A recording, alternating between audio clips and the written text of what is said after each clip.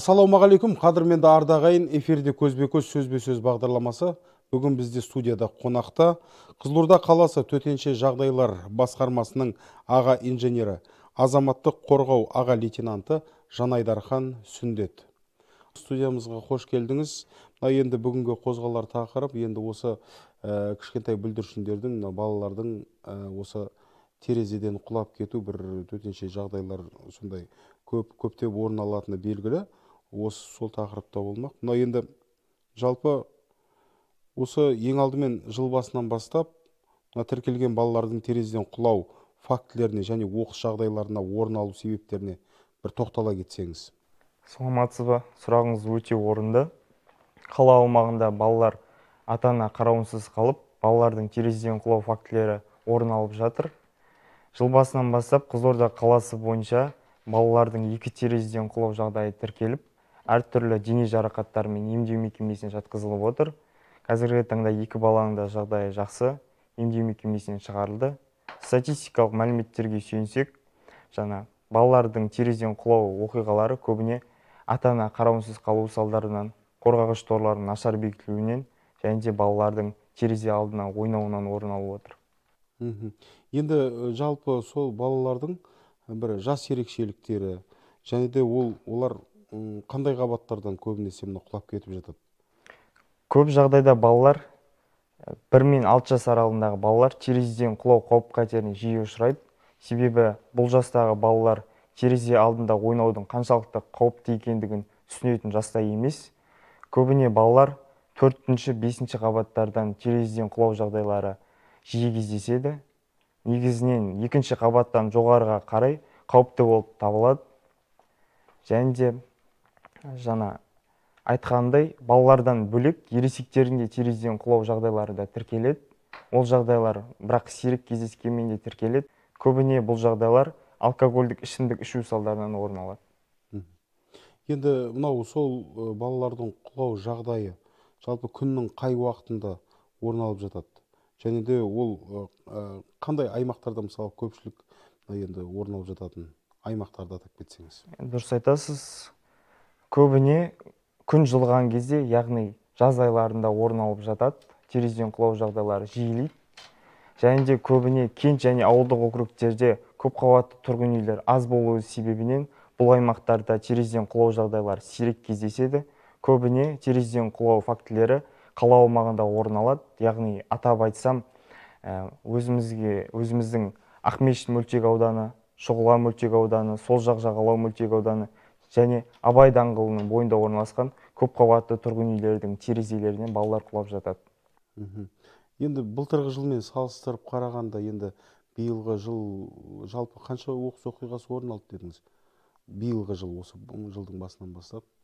Өткен жылы қала аумағымызда балалардың терезеден құлауының 10 жағдайы тіркеліп, 2 бала әртүрлі дене жарақаттарымен емдеу мекемесіне жатқызылып, қаза болып отыр. Осы жылмен салыстырғанда өткен жылы күрделілеу болды. Қазіргі таңда бізде 2 бала терезеден құлады дедім ғой. Дегенмен де әлі жыл аяқталған жоқ. Сондықтан ата-аналар балаларын қараусыз қалдырмаса деген уәжіміз бар. Сонымен қатар атқарылған жұмыстарға тоқталсам, көп қабатты тұрғын үйлердің, яғни аулаларына жиындар өткізіледі және ата-аналарға түсіндірме жұмыстары жүргізіледі. Сонымен қатар подъездердің есіктеріне балалардың терезеден құлауы бойынша үнпарақтар ілінеді және тұрғындарға таратылады. Сонымен қатар қаламыздағы LED экран арқылы, яғни жарнамалық экран арқылы бейнероликтер көрсетіледі. Яғни Қорқыт ата мен Байтұрсынов көшесінің қиылысында, сонымен қатар Байтұрсынов көшесі мен Абай даңғылының қиылысындағы жарнамалық агенттіктер арқылы бейнероликтер көрсетіледі. Сонымен қатар балалардың терезеден құлауы бойынша ақпараттар қала әкімдігінің және де департаменттің Facebook, Instagram әлеуметтік желілеріне күнделікті жарияланып отырады. Сонымен қатар қала аумағындағы фристайл және асбол дүкендерінің дауыс зорайтқыш құралдары арқылы терезені жабыңыз, балаңызда қанат жоқ, балаларды үйде жалғыз қалдырмаңыз тақырыптарында хабарламалар оқылып отырады. Сонымен қатар облыстық және қалалық газеттердің сандарына мақалалар жарияланады. Жалпы енді сондай мысалға тағы да бір іс-шаралар барысында осы тұрғындарды өздеріңіз аралап ескерту жұмыстарын жасайсыздар ма? Міндетті түрде ескерту жұмыстарын жасаймыз.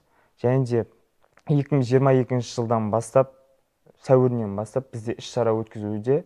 Ашық терезе балаға төнген қауіп деген іс-шара өткізілуде.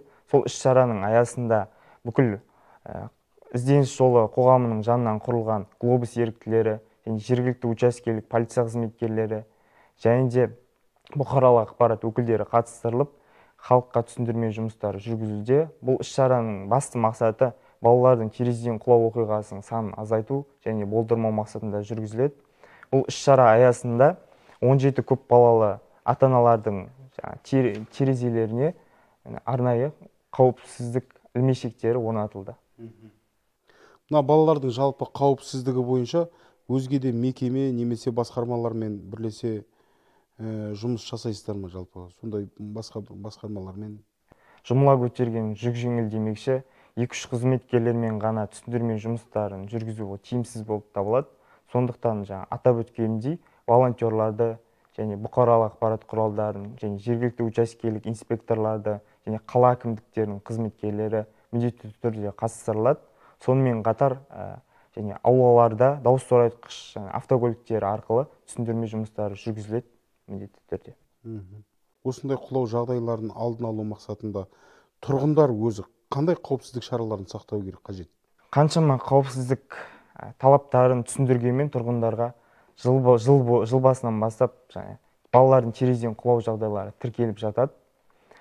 Және ата-аналарға айтарымыз, балаларын жалғыз қалдырмаса, және терезе алдына жиһаздарды және басқа да заттарды қоймаса, өйткені балалар көбінесе сол жиһаздардың үстінен шығып, терезеден құлап кетіп жатады. Сонымен қатар москиттік торлар, яғни москитный сетка дейді ғой, олар тиімсіз болып табылады. Себебі москитный сеткамен тек қана және үйіңізді жәндіктен ғана қорғай аласыз, балаңыздан қорғай алмайсыз. Сондықтан терезелерге арнайы бекіткіштер орнатқандары абзал. Сонымен қатар балаларды қараусыз қалдырмаса деген уәжіміз бар.